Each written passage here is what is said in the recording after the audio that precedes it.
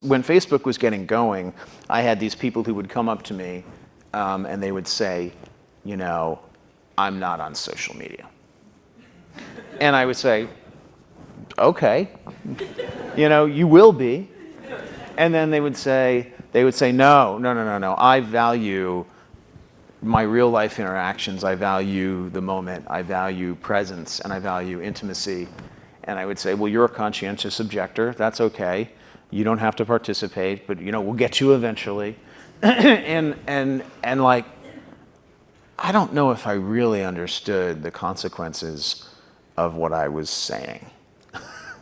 Because the unintended consequences of a network when it grows to 1 billion or 2 billion people, and it literally changes your relationship with society, with each other, with you know, it probably interferes with productivity in weird ways. God only knows what it's doing to our children's brains. You know, if the thought process that went into building these applications, Facebook being the first of them to really understand it, that thought process was all about how do we consume as much of your time and conscious attention as possible. And that means that we need to sort of give you a little dopamine hit every once in a while because someone liked or commented on a photo or a post or whatever. And that's going to get you to contribute more content, and that's going to get you, you know, more likes and comments. I mean, it's a social validation feedback loop that it's like it's exactly the kind of thing that a hacker like myself would come up with, because you're exploiting a vulnerability in human psychology.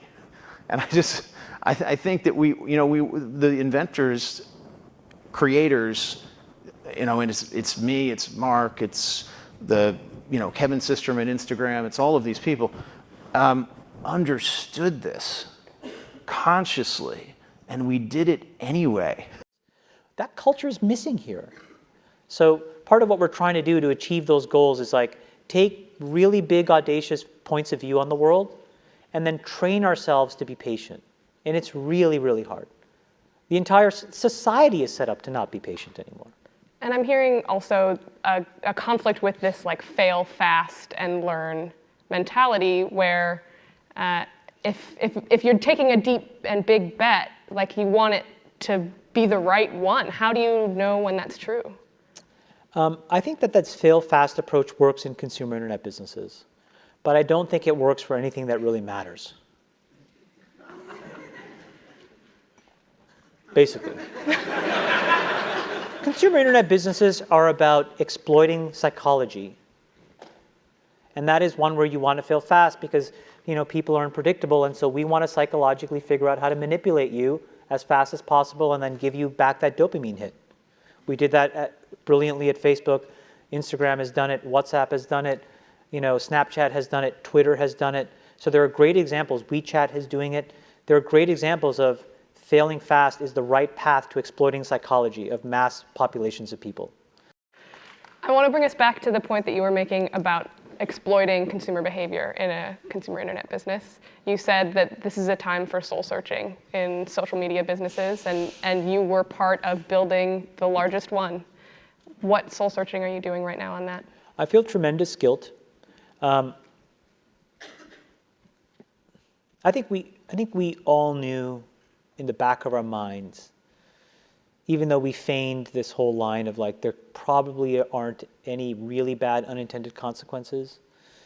I think in the back, deep recesses of our minds, we kind of knew something bad could happen. But I think the way we defined it was not like this. It literally is a point now where I think we have created tools that are ripping apart the social fabric of how society works. That is truly where we are. And I would encourage all of you as the future leaders of the world to really internalize how important this is. If you feed the beast, that beast will destroy you. If you push back on it, we have a chance to control it and rein it in. And it is a point in time where people need to hard break from some of these tools and the things that you rely on. The short-term dopamine-driven feedback loops that we have created are destroying how society works. No civil discourse, no cooperation, misinformation, mistruth. And it's not an American problem. This is not about Russian ads. This is a global problem. So we're in a really bad state of affairs right now, in my opinion. It is eroding the core foundations of how people behave by and between each other. And I don't have a good solution. My solution is I just don't use these tools anymore. I haven't for years. It's created huge tension with my friends, huge tensions in my social circles. If you look at my Facebook feed, I've posted maybe 2 times in 7 years, 3 times, 5 times. It's less than 10. And it's weird. I guess I kind of just innately didn't want to get programmed. And so I just tuned it out. But I didn't confront it. And now to see what's happening, it really bums me out. Think about, there were these examples where there was a hoax in WhatsApp where in some village in India, people were afraid that their kids were going to get kidnapped, etc. And then there were these lynchings that happened as a result, where people were vigilante running around. They think they found the person, and I mean, seriously? That's what we're dealing with. Imagine when you take that to the extreme, where bad actors can now manipulate large swaths of people to do anything you want. It's a really, really bad state of affairs. And we compound the problem, right? We curate our lives around this perceived sense of perfection because we get rewarded in these short-term signals, hearts, likes, thumbs up, and we conflate that with value and we conflate it with truth. And instead what it really is fake, brittle popularity that's short-term and that leaves you even more, and admit it, vacant and empty before you did it. Because then it forces you into this vicious cycle where you're like, what's the next thing I need to do now? Because I need it back. Think about that compounded by 2 billion people. And then think about how people react then to the perceptions of others. It's really bad. It's really, really bad. It sounds like you're taking deep personal responsibility also in being a part of it. I did a great job there, and I think that business overwhelmingly does positive good in the world. Where I have decided to spend my time is to take the capital that they rewarded me with and now focus on the structural changes that I can control. I can't control that. I can control my decisions, which is I don't use this shit. I can control my kids' decisions, which is they're not allowed to use this shit. And then I can go focus on diabetes and education and climate change. And that's what I can do. But everybody else has to soul search a little bit more about what you're willing to do, because your behaviors, you don't realize it, but you are being programmed. It was unintentional, but now you got to decide how much you're willing to give up, how much of your intellectual independence. And don't think, oh yeah, not me, I'm fucking genius, I'm at Stanford. You're probably the most likely to fucking fall for it. Because you were fucking checkboxing your whole goddamn life. No offense, guys.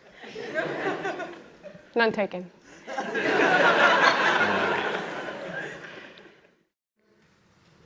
Slow and steady against hard problems. Start by turning off your social apps and giving your brain a break. Because then you will at least be a little bit more motivated to not be motivated by what everybody else fucking thinks about you. Do you know what I'm saying? It's hard. Think about how all this stuff plays together. How does trying to get, posting your fucking waffles online relate to me starting a business and accumulating capital?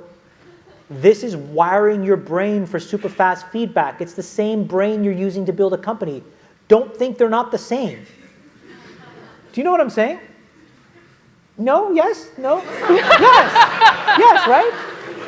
You have one brain.